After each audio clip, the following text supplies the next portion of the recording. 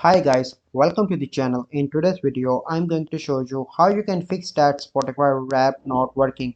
Before getting into this video, must subscribe to our YouTube channel and click on the bell icon. So as you can see that my Spotify Wrapped is working. If I click on that, you can see that. So let me show you that my Spotify Wrapped is here and it is working. But if your Spotify Wrapped is not working, so you need to follow these steps. First, you simply need to go into the Play Store or App Store and search for Spotify and update your Spotify application. Your app might be outdated, I think. So our next step is you simply need to go into the app management and go into the app list and search for the Spotify, and you simply need to clear storage and cache.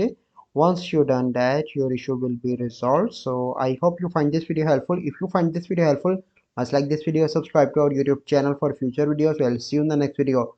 Thank you. Have a good day.